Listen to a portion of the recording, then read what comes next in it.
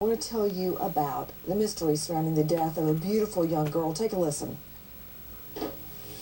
Fairfax County Police want to know whether anyone saw someone come or go from Orange's apartment. Police got a call from a family member to check on her. They found Orange's body in her apartment yesterday morning.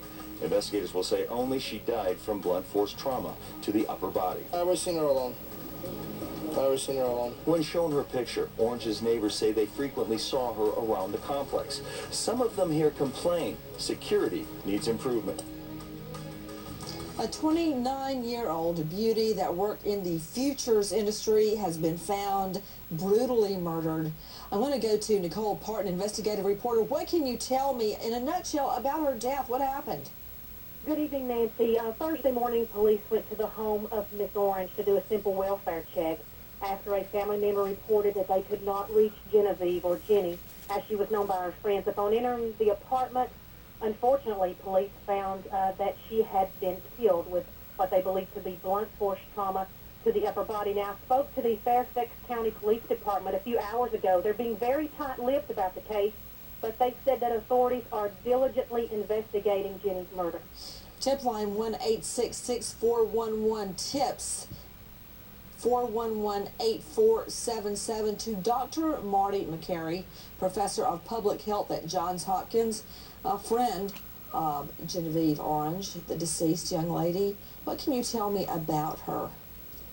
Yeah, Nancy, we've been talking about medical aspects of cases for so long, and now this is somebody actually who's a good friend of our family. She was active in McLean Bible Church, our church. She was active in her small group.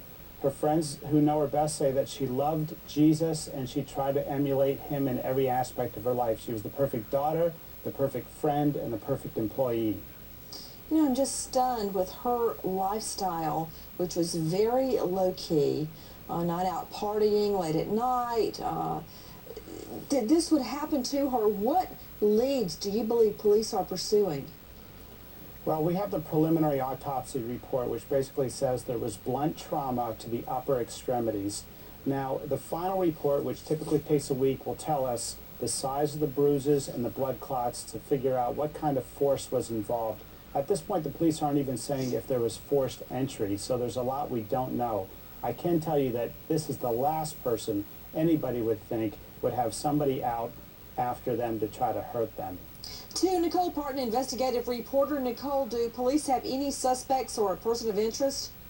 They're not releasing any of that information, Nancy. As I said, I spoke to them earlier today. They're being very tight-lipped, but I was assured by the Fairfax County Police Department that they are continuing this investigation. I also spoke to someone from her church who said the same thing. A very, very stable young lady, very much loved by everyone who knew her. Colleagues at her work said she was dependable.